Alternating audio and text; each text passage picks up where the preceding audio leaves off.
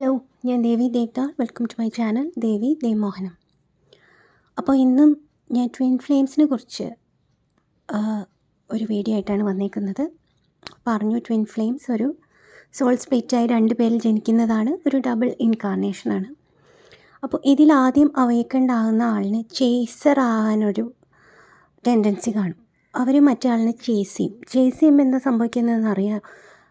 നമുക്ക് എന്ത് കാര്യത്തിന് നമ്മൾ ചേസ് ചെയ്താലും അത് നമ്മുടെ അടുത്തുനിന്ന് ഓടിപ്പോവും. അപ്പോൾ അത് തന്നെയായിരിക്കും മറ്റേ ആൾ ചെയ്യുന്നത്. കൂടുതലും ഡിവൈൻ ഫെമിനിൻസ് ആയിരിക്കും ചേസ് ചെയ്യുന്നത്.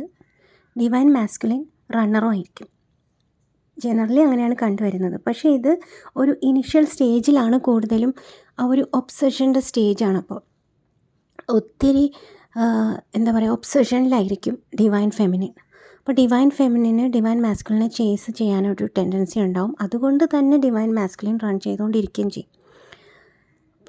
ഡിവൈൻ മാസ്കുലിൻ എന്തായാലും നിങ്ങൾ എന്ത് പറഞ്ഞാലും അവർക്കപ്പം മനസ്സിലാവില്ല. കാരണം അവർ എല്ലാം ഒരു 3D പെർസ്പെക്റ്റീവ് കണ്ടുകൊണ്ടിരിക്കുന്ന സമയമാണ്. അപ്പം നിങ്ങൾ ചെന്ന് പറയുകയാണെങ്കിൽ അവർക്ക് മനസ്സിലാവത്തില്ല. അവർ കൂടുതൽ റൺ ചെയ്യും. അവർക്ക് ഈ കണക്ഷൻ മനസ്സിലാവത്തില്ല. അപ്പോൾ വീണ്ടും ഡിവൈൻ ഫെമിനിൻ വീണ്ടും ഹേർട്ടാവും. വീണ്ടും അവർക്ക് ഓരോ ഇമോഷണലി അവരുടെ ബാലൻസ് എല്ലാം തെറ്റുകയും ചെയ്യും. അപ്പോൾ ഇതിൽ എല്ലാ ഡിവൈൻ ഫെമിനിൻസും ആദ്യം ചേസ് ചെയ്ത് തന്നെയായിരിക്കും തുടങ്ങുന്നത്. പതിയാണ് അവർ മനസ്സിലാക്കുന്നത് ഇങ്ങനെ ചേസ് ചെയ്ത് കഴിഞ്ഞാൽ എന്താ സംഭവിക്കുന്നത്. ഞാനൊരു അതിന് വേറൊരു എക്സാമ്പിൾ പറയാം. നമ്മളൊരു ഗാർഡൻ ആണെന്ന് വയ്ക്കുക.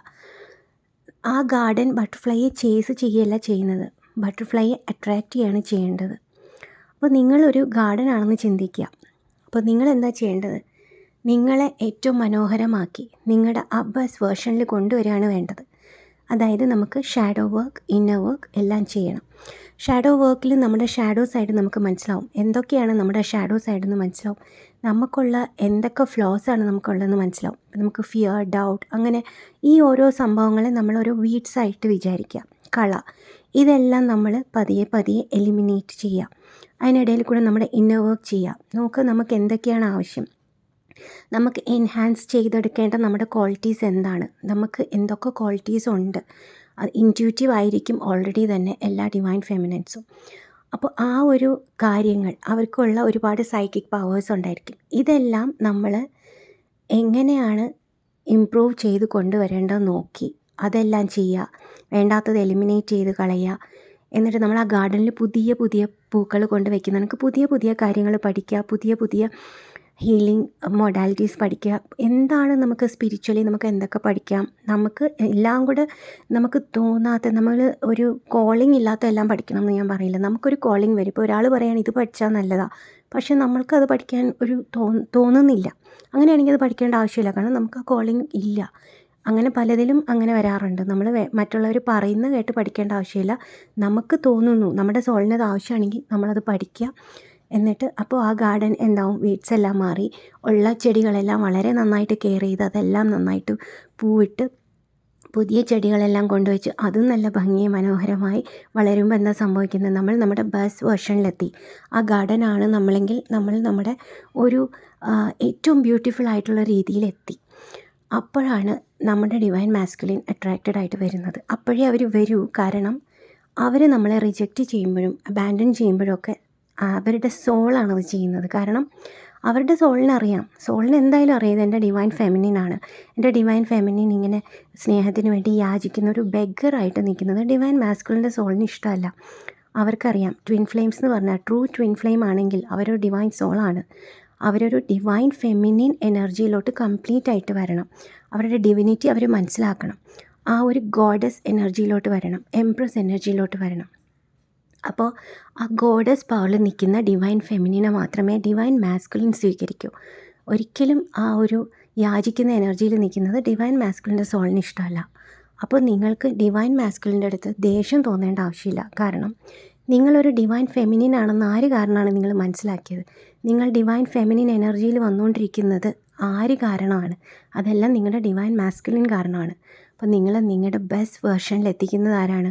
നിങ്ങളുടെ ഡിവൈൻ മാസ്കുലിൻ തന്നെയാണ്. അതുകൊണ്ട് തന്നെ ഡിവൈൻ മാസ്കുലിൻ്റെ അടുത്ത് ഒരു ദേഷ്യം തോന്നേണ്ട ആവശ്യമില്ല. പലർക്കും തോന്നാതിരിക്കാം. പക്ഷേ അത് കുറച്ച് കഴിയുമ്പോൾ തന്നെ മാറുന്നതായിട്ടും മനസ്സിലാക്കാൻ കഴിയും. കാരണം നമ്മുടെ ഡിവൈൻ മാസ്കുലിനെ നമുക്ക് കംപ്ലീറ്റ്ലി ഒരിക്കലും നമുക്ക് ഹെയ്റ്റ് ചെയ്യാൻ കഴിയില്ല, ദേഷ്യപ്പെട്ടിരിക്കാൻ കഴിയില്ല. കാരണം അവർ നമ്മൾ തന്നെയാണ്, നമ്മുടെ പാതിയാണ്.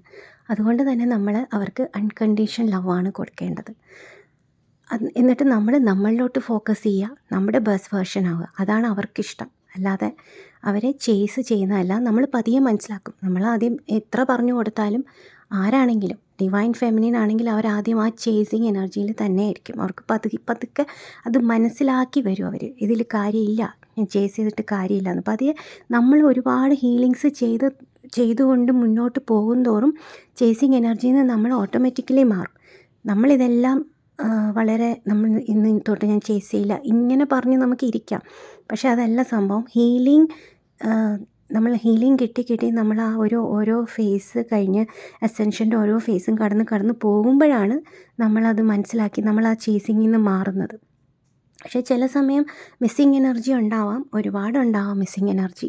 അതൊക്കെ നമുക്ക് full moon, new moon, portals ഈ സമയങ്ങളിലൊക്കെ നമുക്ക് ട്രിഗേഴ്സൊക്കെ ഉണ്ടാവും, മിസ്സിങ് ഉണ്ടാവും. കാരണം നമ്മുടെ തന്നെ സോളാണ്. മിസ്സിങ് ഉണ്ടാവും. അതൊന്നും കുറേ നാളത്തേക്ക് നിൽക്കത്തില്ല.